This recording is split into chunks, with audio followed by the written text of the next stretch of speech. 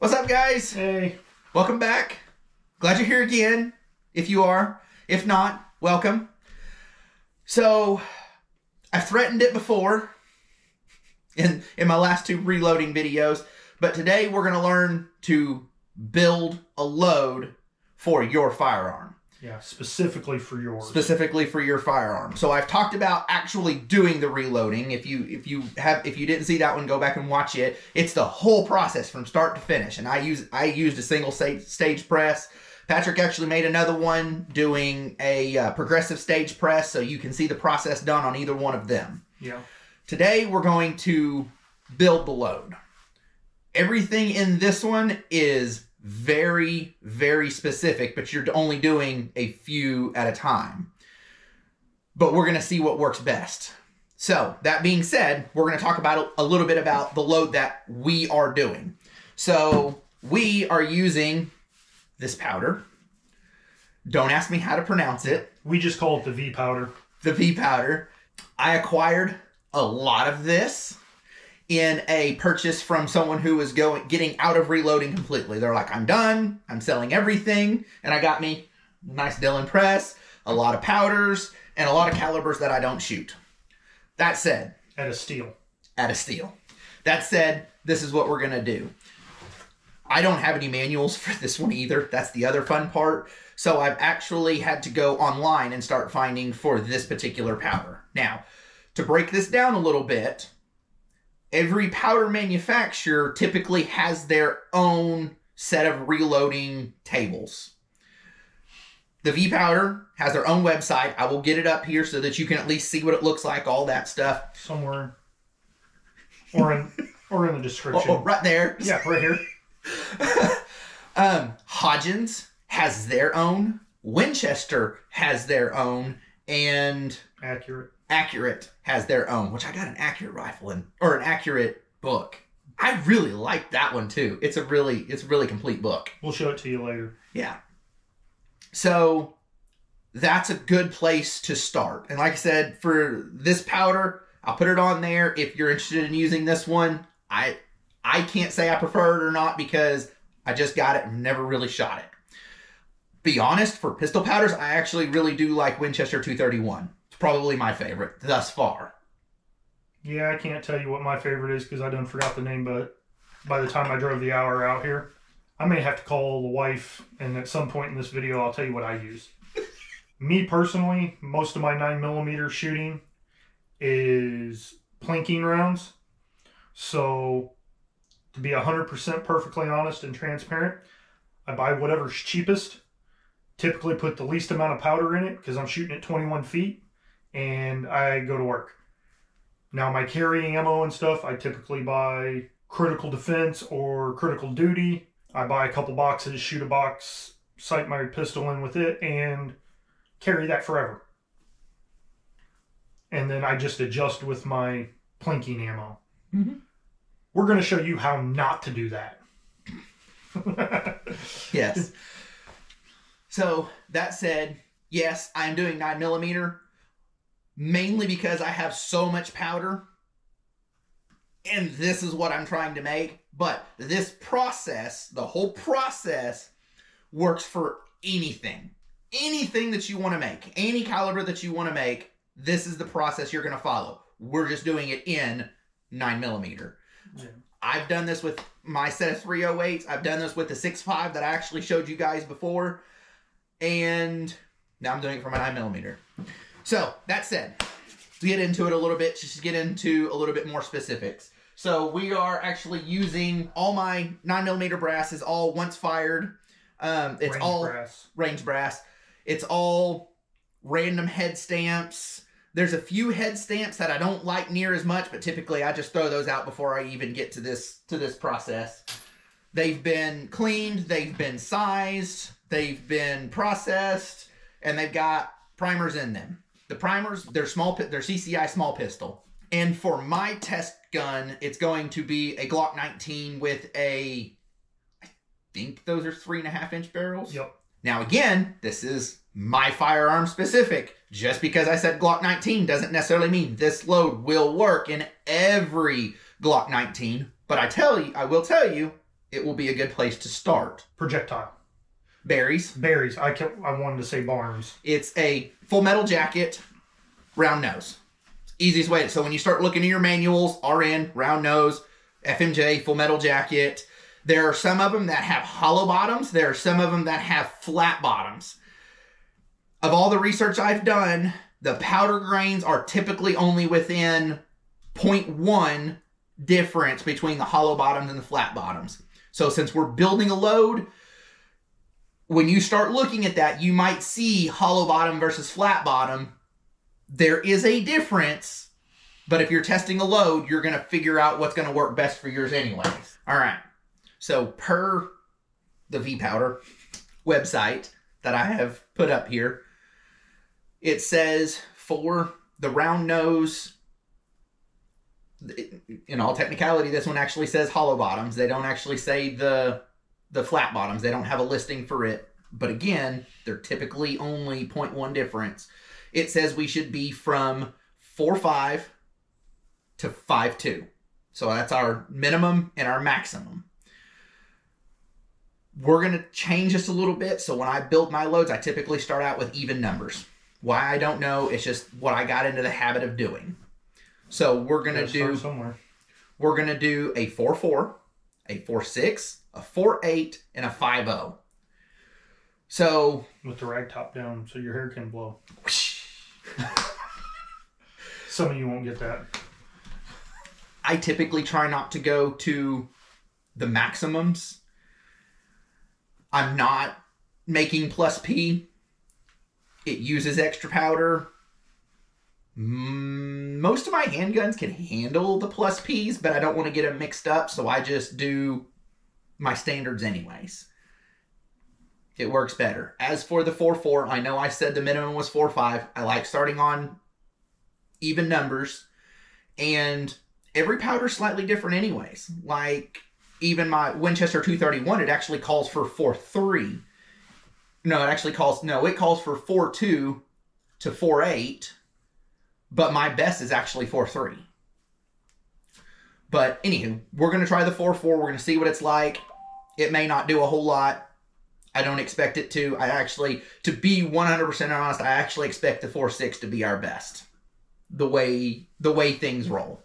So that being said, let's jump over to the table and talk a little bit about the stuff that you're going to need and actually getting the process of putting all these together.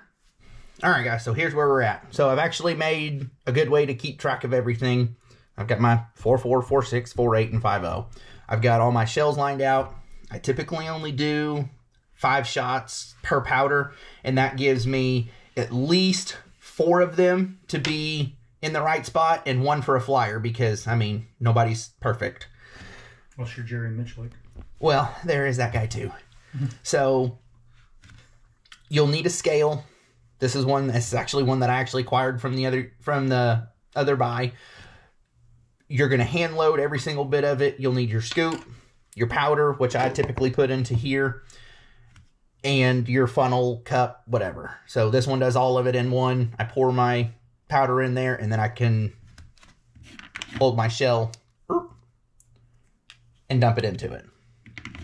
So from that, you're literally just going to scoop your powder into your cup, get it all measured exactly, and then pour it in. And you're going to have, like I said, 5 for each one of them. Also, it's nice to have a powder trickler, because just because you scoop it, it's going to be super hard to get it exact. So then you use your powder trickler to drop it in basically grain by grain. Oh, sorry. I thought you guys could see me. That's the powder trickler. And you can get it in grain by grain, more or less. It'll drop really fine amounts until you get to exactly what you want. All right, guys. So we've talked about all that stuff.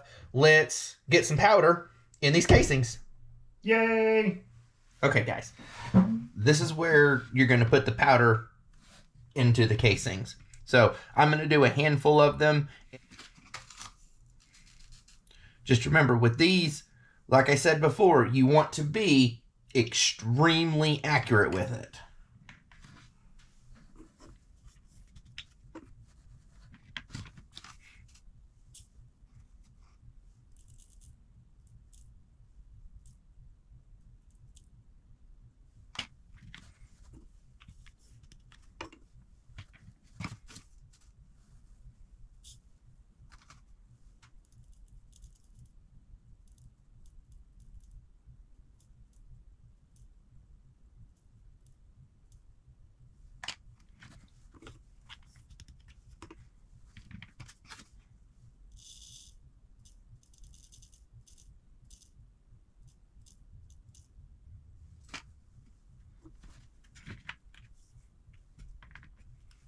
All right, there's at least one of each powder load that I've got. Yes, guys, I know I have a powder trickler here, but for the few that I'm going to be making, I didn't feel like filling it up just to turn around and empty it out. So I just did all of them by hand.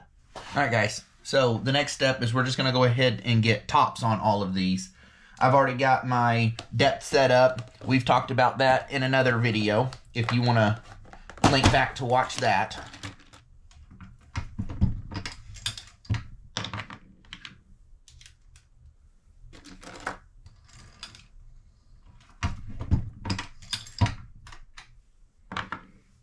All right, tops are on them.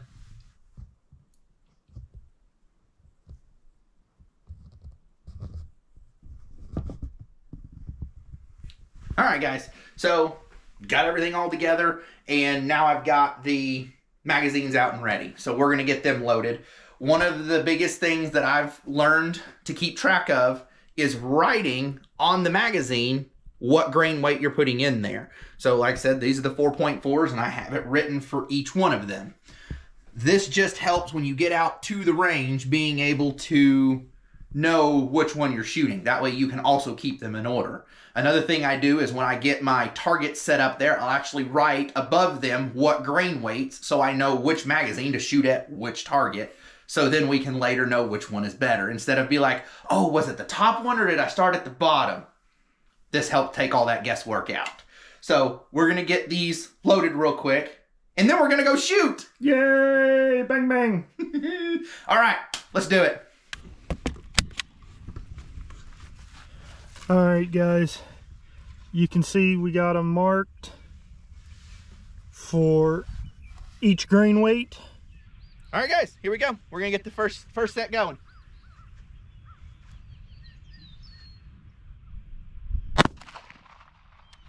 Yep. 4.4 is not enough.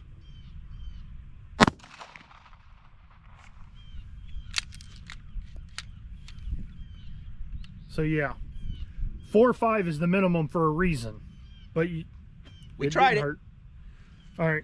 So one thing, we talked about putting the numbers on there. White crayon works phenomenally. Next, we're going to try 4.6.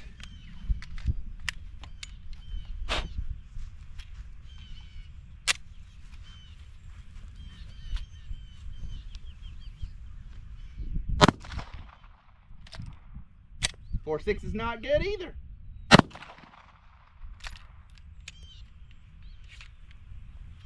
Wow. Oh, you want me to try and look like a fool? All Yeah, right. go for it. All right, guys. So 4.8.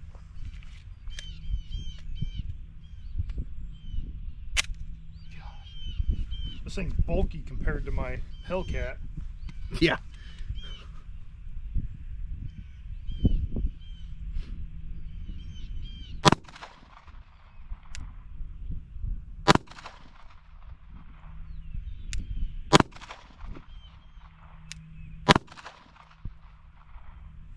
Failure to feed.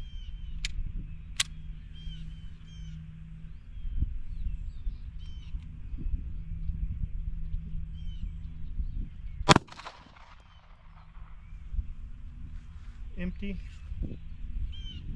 It's actually not bad. All right, 5.0.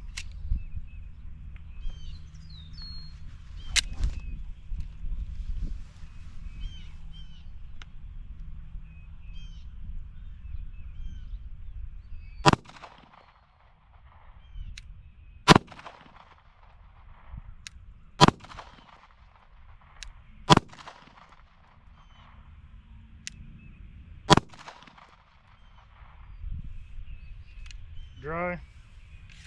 Magazine out. Pistol clear. All right, guys, here's where we're at. So we actually decided, because it wasn't feeding, 4.4 is not good, 4.6 is not good, even the 4.8. The 4.8 groups rather decently, and the 5.0 groups rather decently. So what that's telling me, and guys, remember, let me put this out there first, you can't necessarily go by the accuracy of it. Just because the grouping is down here doesn't mean it's a bad load. No, it just means shooter sucks. There is that. You just want to see how close they are. The target just gives you something to shoot at. Yeah, it gives you an aiming point. Yeah. we kind of readjusted, but you can see how close the group actually is, not necessarily how close it is. So even when you start doing rifle rounds, doing the same thing, you're going to have groups that are probably all off to one side, and you may do that multiple times. That doesn't necessarily mean that the load is bad. That just means your scope is off for what you're shooting. So anywho, let's go in and talk about these and what the next step would be. All right, guys. There it is. So you've seen the shooting. Now, something we didn't talk about, and I'd like to preface before we go any further, is we bought this powder and all that, and it is unknown. We do not know how old the powder is. We do not know the conditions the powder was kept in. We just know that it functions. The guy that I bought it from, and from where I got it, the closet he pulled it out of, if it had been there for any amount of time, it's actually in great. It's kept in good condition. Let me put it that way. All the bottles were still sealed. To open this one, I had to break the seal. And I do know as long as powders are kept appropriately, they last longer and are still good. But again, we still don't know how old this one is. I mean, he more than likely kept it inside his house, not out in a garage or anything like that that's not temperature regulated. So, you know, probably comfortable, whatever. But I just find it a little funny that the minimum, according to their website, well, even above their minimum, just above the minimum, didn't want to function. That could also be, we're going to take a dig at Matt here. I can see his pistol from here, and it is a little dirty. It could probably use some oil, and maybe things would function better, which is something if he wants to go back and check out, he can at a later date. But make sure your gun or your pew-pew is properly serviced before you do this. Plus, it gives you a chance to check over your equipment and make sure that it doesn't need any other maintenance. It's just an excuse. But they did good. I mean, so that said, y'all saw the two targets. So my guesstimate is I would need one between. I didn't make a 5.2. That's the maximum powder. This powder is a little older. It could probably go to 5.2 and not cause an overpressure issue. But even 5.0 seemed to do really well. So from here, if I'm doing rifle and becoming very, very, very specific, I would then break it down and go to my odd numbers. So I would probably make a 4.9 and a 5.1 and test those out. Again, it's just how in-depth do you want to go? I honestly like the 5.0. It grouped really well together. When I make my pistol, I typically will take anything 0.1 over or under. So as I'm measuring this out, if I hit 4.9 and I just can't get it to go 5.0 without really dumping it, I'll take 4.9. I'll take 5.0. I'll take 5.1. Say I poured it in there and I hit it exactly, but it's 5.1. You know what? I'll take it. I'll go into it. You know, he could also just use that handy dandy trickle charger he has. Yeah. Even with that though, I've still turn, and it'll go from some of my other ones, but I'm going to use an example. Turn at 4.9, and then it'll just automatically go to 5.1. Some scales are like, especially my older scale. For whatever reason, it started getting into numbers. It'll skip 0.1s. Okay. So as long as I'm in that general vicinity, because like I said, 4.8 did good, 5.0 did good. So obviously 4.9's probably going to do good. Whether 5.1 does good or not is not to be seen. If I wanted to take this a step further, I would make a 4.9 and a 5.1 just to see what they were, or maybe even a 5.2. You know, because I didn't do it in this one. As a matter of fact, when I made my 308s, I took the minimum grain weights and went up to, I don't even remember what it was. But anywho, I made in groups of 5. So I did 0.5 to a hole, 0.5 to a hole for my first set. Well, the group that did the absolute best was actually the top set.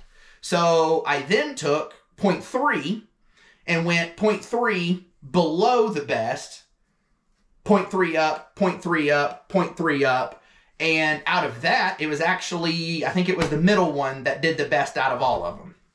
So you can break this down as much as you want, because I'm to be honest, I think I actually did it again and got it down to a specific grain weight. I don't remember. You have a book. It's been a while. Oh yeah. Well, I don't remember what I know what my number is. I just don't know what I took to get there. Right.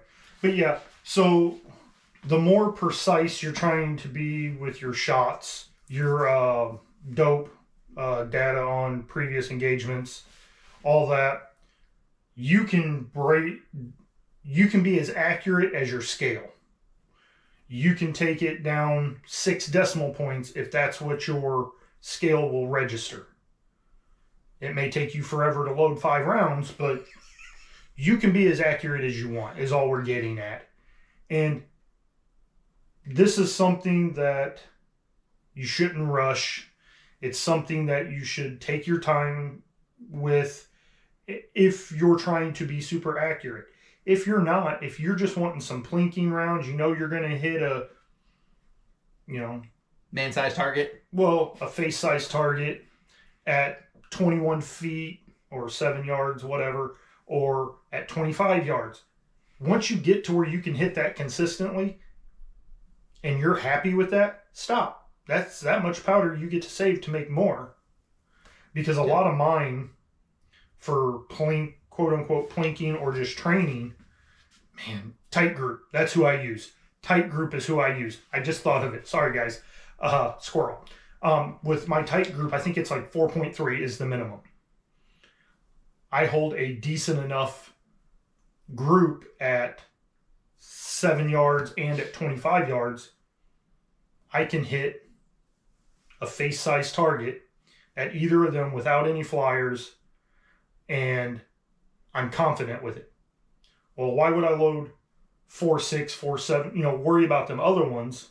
Yeah, they may shoot tighter groups, but by not adding that point whatever extra, I'm saving that, and I might get 5 or 10 extra rounds out of a bottle.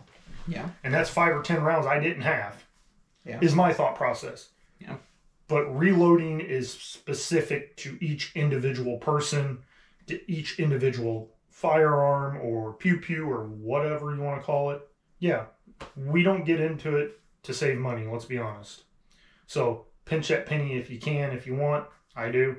But if I'm shooting precision and I'm trying to shoot 1,000 yards or greater, or precision for competition, even at closer ranges, it may take me 3 days to load 20 rounds. Mm-hmm.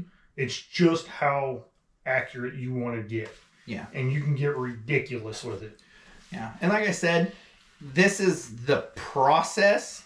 Just because I did it with 9mm doesn't mean this is only for 9mm No. or even just pistol.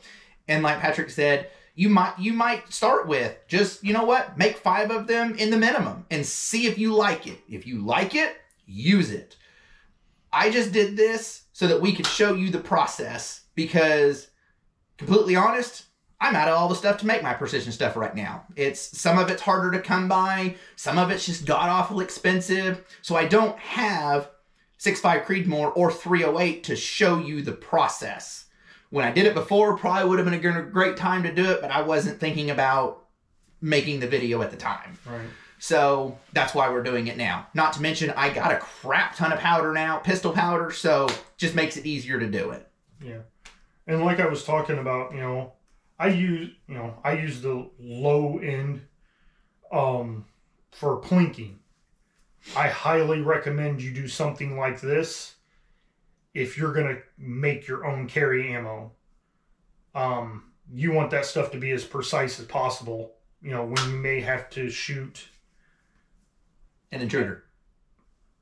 Anywhere in the world, or not anywhere in the world, but out in the real world, and other people are potentially around. I'm going to highly preface this with, check your local laws.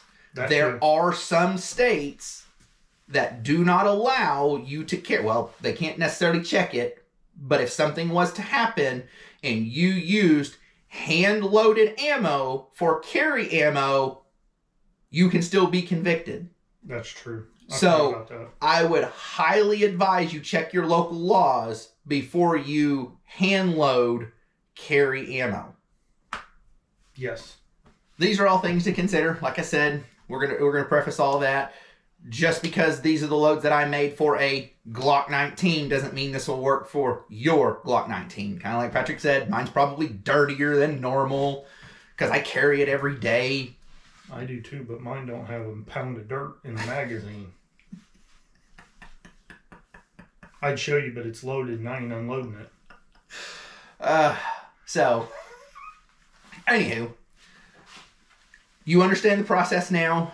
Hopefully you can get out there and reload ammo. I'm hoping that we're actually teaching you something that you can actually use, or maybe you got a question about. Maybe you're wanting to get into it and you're just not really sure what to do, how to do it, whatever. I hope this gets you started, because reloading doesn't save you money, but it certainly helps with accuracy and it's fun to do, or at least I think so. Yeah, most parts of it. Yeah. If you could buy, like for me, if I could afford to just go out and buy brand new brass that's already prepped, reloading would be the greatest thing ever for me. It's calm, it's relaxing and whatnot. The part I hate is well, I don't know if you can see it, but we'll try and show you. The hide missing, yeah. That happens from pinching rifle casings on the trimmer and stuff. Yeah. I'll do that until I wear blisters, but I also am doing 1,500 to 2,500 casings at a time, which is not advisable. Or a glove is better. Yeah. Well, when I do mine in like some free time. So I'm like, oh, I have 15 minutes or I have 20 minutes or I'm waiting on something. So I'm going to run back there or I'm going to do however many I get done. I don't, for case processing, I try to do that. You know, oh, I'm going to get some done today. I'm going to get some done today. Do till I, feel like I've done enough and then move on. Yeah, see, I don't have that luxury. I know. Me and my wife share, my gun room is also her office. And with her schedule always changing and stuff, but most of the time when I have free time, she's in there working. So if I go in on the weekend, I barricade myself in there and do as much as I can do. But other than that, I hope you guys enjoyed it. Like I said, we have several other ones in the same series for reloading. Go ahead and check those out if this is the first one you've seen. Other than that, we greatly appreciate you. Yes. Like, subscribe, share. Definitely helps us out. As of the recording of this video, we are at 296 subscribers. We're so close to this 300, and we want to thank you guys for that. Yes. So, well, I think that's all for today. Like I said, this was a quick and easy one. I wanted to get this in there and show you guys how to do that. So I hope you enjoyed it, and we'll see y'all next time. Bye, guys.